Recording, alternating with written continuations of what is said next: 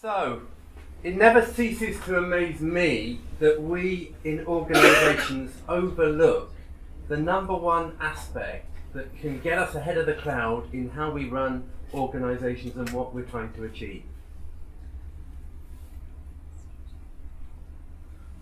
And that number one aspect is the mind, human beings, and how we're working in any moment. That is, every moment that we're existing on the planet, in our work, in our careers, in our life, how we're thinking, how we're managing our thoughts and emotions and using our mind. So I'm amazed at what we've achieved over the last centuries. If you look at the incredible progress that we've made as human beings in what we've created right through these different ages, the invention of the engine, and then the aeroplane and the car, and now in this new era, the computer, the internet, the smartphone, they have transformed how we're living in this world. And then we've made loads of advances, like for human beings also, the advances in medicine and neuroscience and genetics and so on. But for me, something is totally not right. Something is not working, because as human beings, if you just think of your own experience, how sometimes we can be amazing, on fire, alive, inspired, effective, productive, and so on. And then at other times, we can be totally the opposite, frustrated, overcome with emotion or anger, stuck, depressed, overloaded. And how can that be? That we've spent all this time using our thinking in this world to create things, to exist in a world with better things in it, but yet we haven't really mastered our thinking on how to actually live in this world in the most effective way. Does that sort of resonate? So that's what I'm going to be talking to you about today. And the challenge is that the world is speeding up, it feels like. And in the digital is an amazing example of that, where things are just getting faster, and it's the short-termism and the need to produce results and the constant. So what's happening is that we've got pressure, more and more pressure, and so what's that doing is, to the human mind, it's creating even more stuff. You know, some insecurity about my job. I'm frustrated because I'm overloaded. I've got to get some piece of work done by tomorrow, and I'm never going to do it. So I feel stressed. There's conflict between different departments in my organisation, and so we see people blaming others. We see defensiveness, and so on. We have limiting beliefs about what might go on in the market or the products that we've got, and so on and so on and so on. It feels like the pressure's boiling as we create more and more innovation without really mastering the basics of the human mind. So if you think about this sort of slide, I'm wondering if I daren't point with this just in case I press it off or something. But if you look at the top here, right? So we're all behaving in this world. Simply put, we've all got a set of behaviours. We go to work to operate to produce some outcomes, and we do that in our personal life too. So set of behaviours produce the results that we've got, the sort of visible factors, as I call them, above the line. And then there's all the stuff sort of a little bit below the line. Those are the skills that you've got, the knowledge that you've developed over the years, and the experience that you've got that you contribute to then the behaviours and the outcomes that you get. And underneath that, you've sort of got your beliefs, your values that might have been shaped from where you grew up or who you grew up with, and so on. Values, what you value, what you don't value, and that's obviously shifting in the world as we move forward over the last decade. Then there's your personality. So your Myers-Briggs type, or your insights, whether you're a red or a green or a blue or a yellow, and your identity. And all of the world, most of the time that we've spent developing so far is in these areas. So we'll go on a course to understand our personality type a bit better. We might do some work around values, understanding the values that are important to us. We might go on a skills course to learn about digital or about finance and so on, or gain some knowledge, or go on a course that Nick was talking about to learn more about brand, for example. But there's one thing that's for me is totally missing on this, because having spent 15 years in the sort of executive development space, I see loads of work going on in here and billions of pounds and dollars being spent, yet not necessarily transforming how human beings are operating. So my suggestion to is, because there's a foundation layer underneath all of that that impacts all of us and how we operate in any moment. And that's the human mind. How we think, how we deal with our thoughts in any moment, our feelings and our experience of life. Now, the sporting world has sort of caught on to this, actually in the last 20 or 30 years. Having a sports psychologist 30 years ago was a bit weird, right? People would get laughed at for that. Now, everyone has them. They have them because they realise it's the untapped dimension of how you operate in the moment when you're playing South Africa, if you're a rugby fan, and you're Japan, and you've got to be in the right zone in that moment in the last 10 minutes to be playing free-flowing, alive, confident, self-expressed rugby to beat one of the best teams in the world, as they did.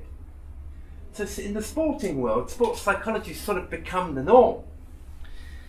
And my suggestion to you is that over the next 20, 30 years, the same is going to happen to us in the business world. At the moment, it's a largely untapped and under-acknowledged area, which is how you're thinking, using your mind in any moment. And actually, some of the things that Nick talked about have made it even worse.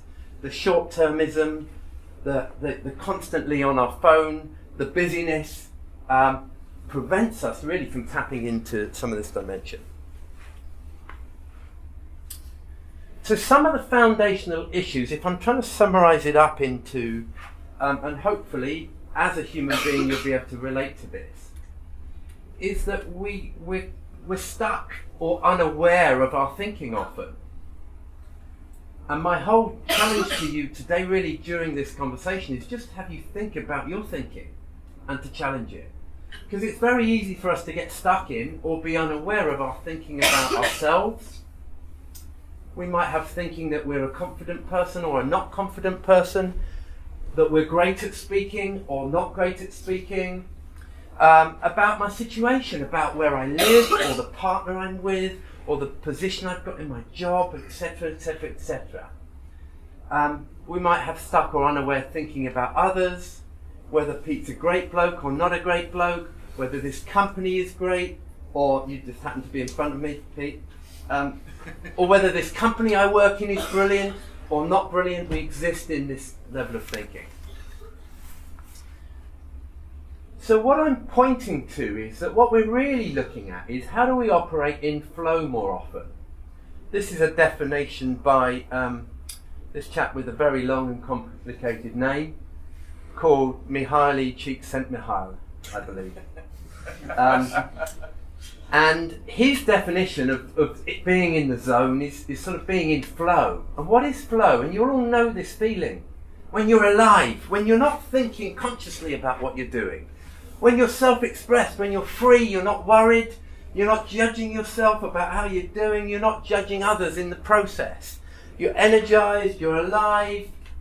That's the feeling. How do we get people to be in that space more often, in every moment, in every day, in their work and in their life? So what I'm going to introduce you to here is just a snippet of some of the work that I do. So over the last 15 years I've done zillions of courses and learnt theories and models, and I've done NLP and mindfulness and meditation, and I've done some sports psychology qualifications and so on. But some of what I'm going to introduce you to here is the most simple stuff that I've ever come across and the most powerful. And what I'm going to introduce you to is just some aspects of what we call the principles of the human mind. So what I'm suggesting to you is that these are principles a bit like gravity is a principle. And when you understand a principle, you don't have to do anything, you just have to understand how it operates. So gravity, if I'm going to hold a glass, I know if I understand the principle of gravity that if I let my hand go away, well, gravity's going to make it drop.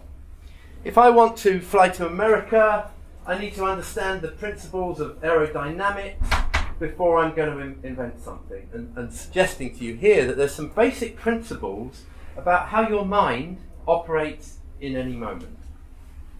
So for the time I've got, I'm just going to share two aspects of the principles with you. So the first thing I'm going to suggest to you is that, and you will look at this and go, you probably go, yeah, well, you know, this is not rocket science, and I'm not suggesting it's rocket science or neuroscience, actually. Our thought is, our reality is simply thought created, and the second one is that your thoughts can be dangerous. Just a quick story for you. My first ever run across a desert was in the Gobi Desert, and it was a 150-mile race across the Gobi Desert. Never done anything like it before. I've sort of turned up with 100 other people, camping in tents at night, carrying all my stuff on my back, all my food and everything for the week, and just sort of running off. And it was sort of 4 days of doing a marathon, and then the fifth day was a 60-mile run across the Turpin Basin in the middle of the Gobi Desert. And it happened to be a really, really hot period at that point. And I mean hot by their standards. So it was 53 degrees centigrade. Just, right? Pretty hot. Celsius. So there I was, taking off, never having run that distance before. Taking off, actually felt quite good for the first 20 miles, 30 miles. We started, I think, about 7 o'clock just to avoid some of the heat, but by 10 o'clock it's still, 40 degrees, it's getting warm and so on.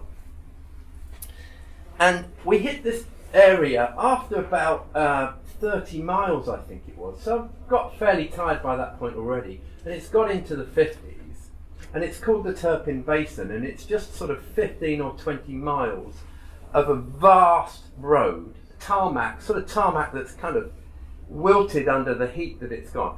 And really there's nothing on this road, there's nothing anywhere to see other than a road and occasionally one of the other racers that you might bump into, but generally you're sort of on your own. And I'm making my way through this road and basically struggling significantly and passing certain situations that start to make me more worried. I passed one, every 10 miles there was a checkpoint, but after the checkpoint there would be nothing and nobody for 10 miles.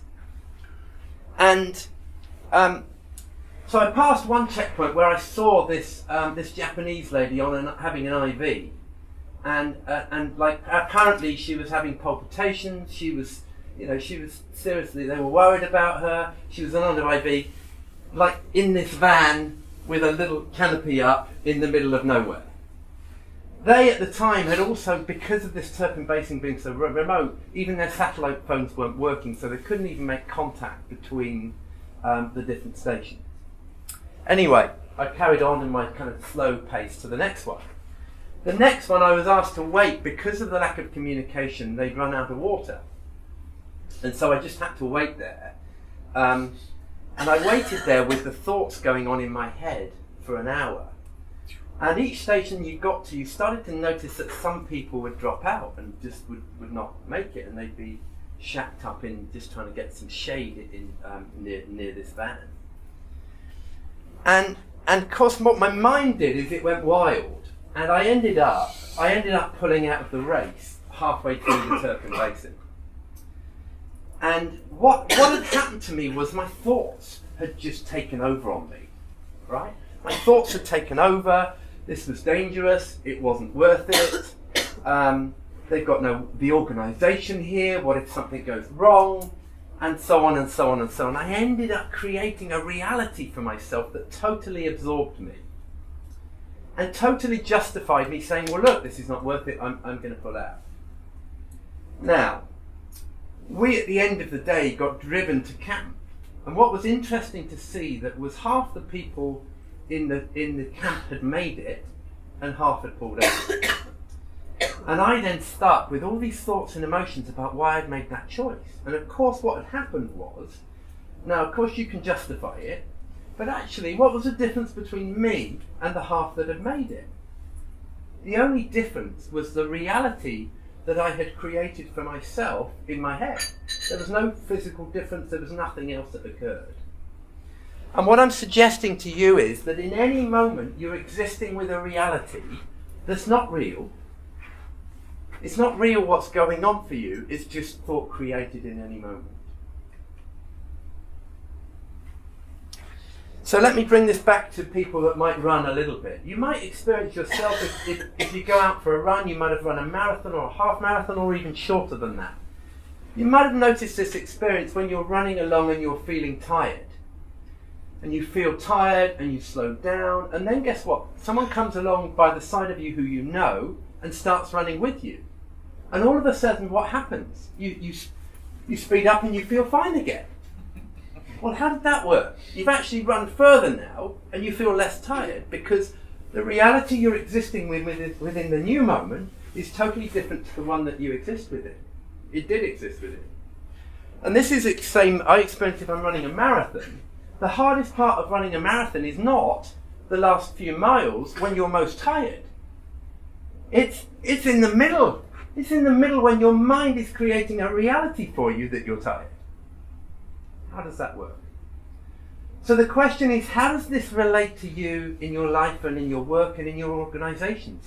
What I'm suggesting to you is that there's realities that you're creating for yourself, some which are supporting you and helping you be most effective in what you do, and others that are having you pull out of your own race.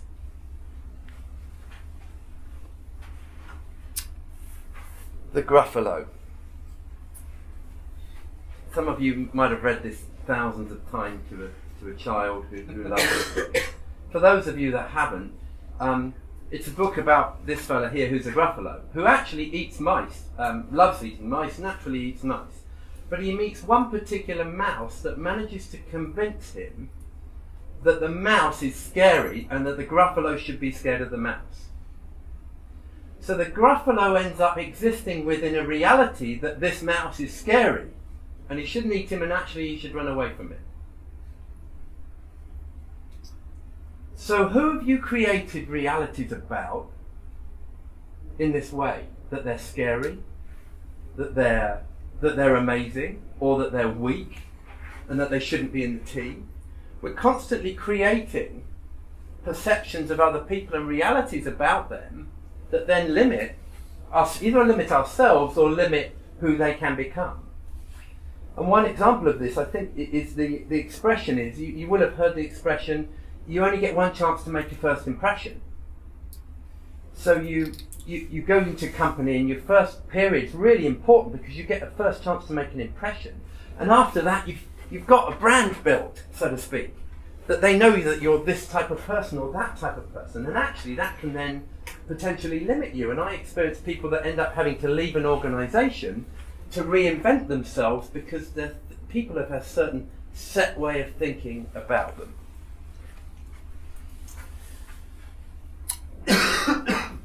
So this is another way of sort of suggesting the same thing that I'm already pointing at here, which is we're living in a movie. So if you think about going to the movies and watching a film like Jurassic Park or Jurassic World, and you're sat there, you're on your front row, so you're really immersed in it, and you're looking up, and all of a sudden a dinosaur comes out and right? And what do? You jump, right? You're like, right? But you know, you have to then pinch yourself and go, it's too stupid. You know, dinosaurs don't exist. This is just a movie. And I'm suggesting to you that your life is like that. Your whole life and the way that you're looking, I've got 5 minutes, I better hurry up, is like a movie. And that simply what's happening is your thoughts are occurring to you and they're creating the movie, but I'm inviting you to actually say you're not your thoughts. Your thoughts are simply a stream of consciousness flowing through your head that you grip onto and act like it's a real movie. As a very clever man once said, reality is merely an illusion, albeit an extremely persistent one.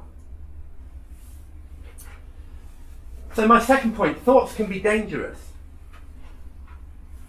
Let me just say a couple of things about that. So first of all, thoughts can be dangerous because of some of the things I've already suggested. One is we create perceptions of certain things, we make judgments about certain things or people, but also thoughts are dangerous because they're not accurate or not true. And sometimes, and often actually, they change. And so that's why I'm suggesting they're dangerous. Just quickly for me, what do you see here?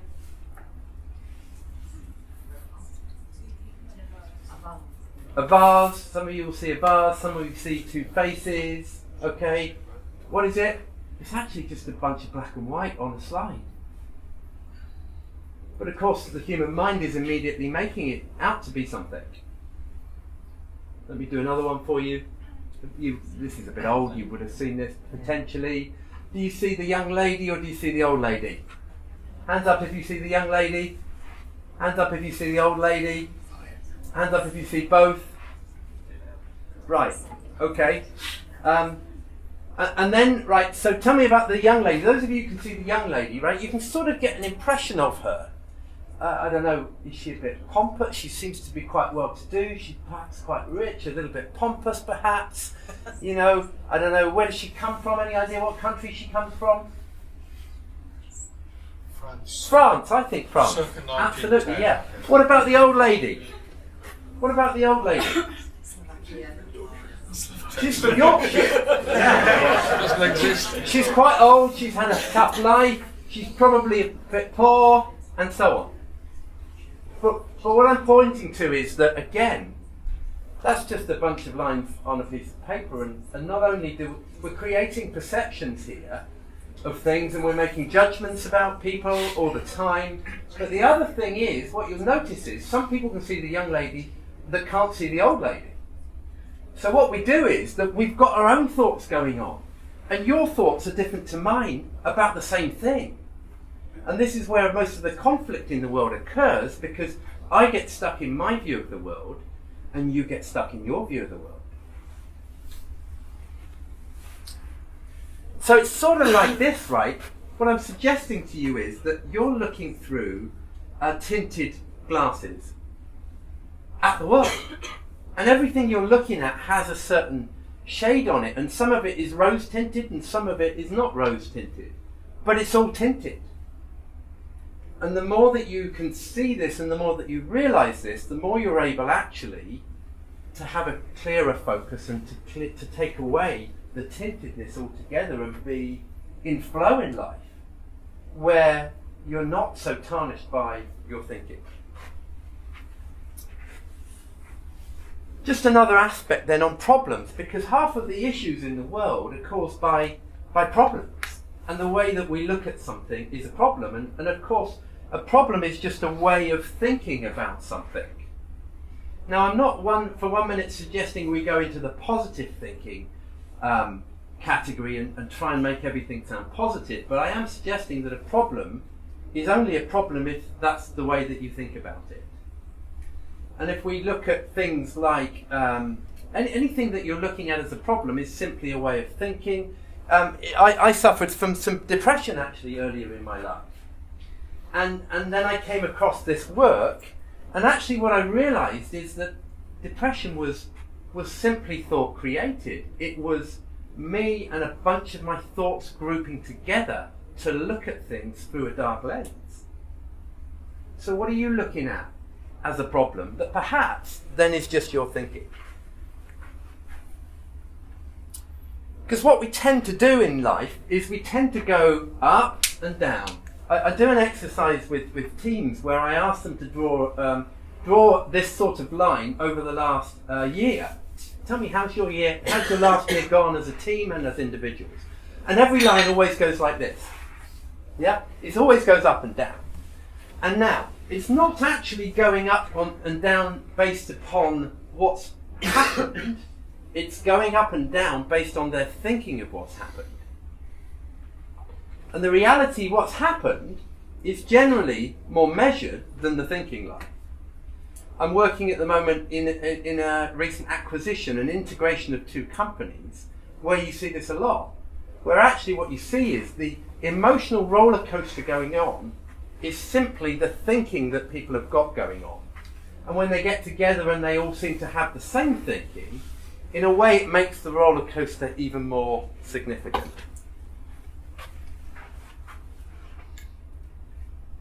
You might have seen this before. I'm sort of pointing to the fact that there's no such thing then. This really comes back to my first point about is thought created. It's a reality. Everything is your perspective and your opinion. It's not a truth, it's not a fact. And when you come from this place, you end up with less fight in your life, less conflict, less stress than you might otherwise. And the more you understand about your thinking and your mind, the more you end up with a slightly higher curve and less up and down in it.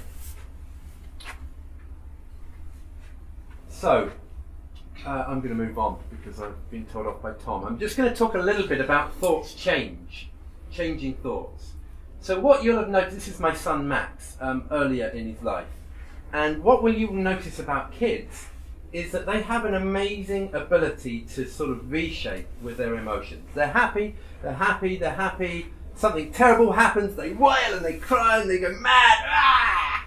And a minute later you point and say, look at that, and they go, oh, brilliant, and they run off and they're excited again. So their emotional roller coaster does go down, but it goes up again very quickly after.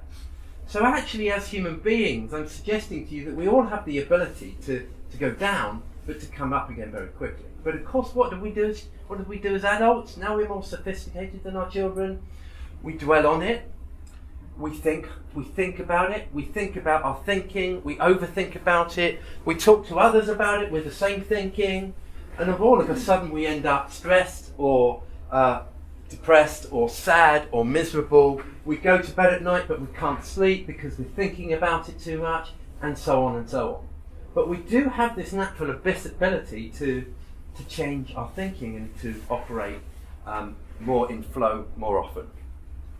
The other thing about thoughts being dangerous around is that our thinking changes all the time. Let me give you a different example of that.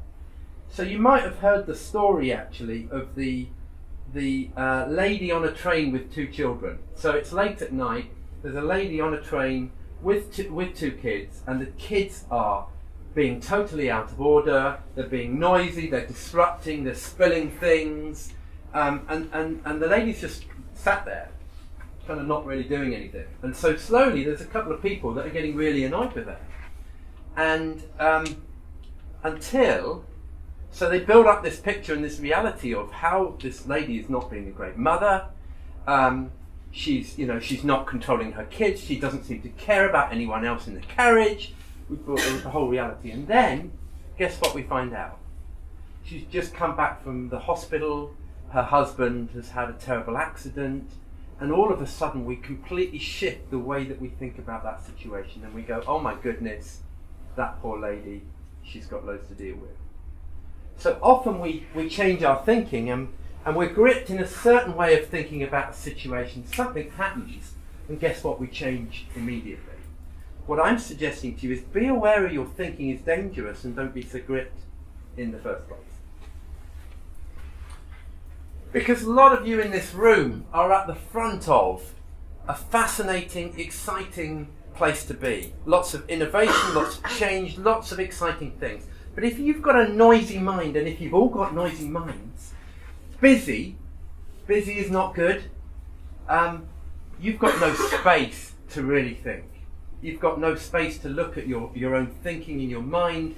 You've got no space to really invent the future. And I'm suggesting to you that we can talk about this quote quite a lot, but I don't think that's possible in the current space. We're too busy, and we don't fully understand the power of our mind enough.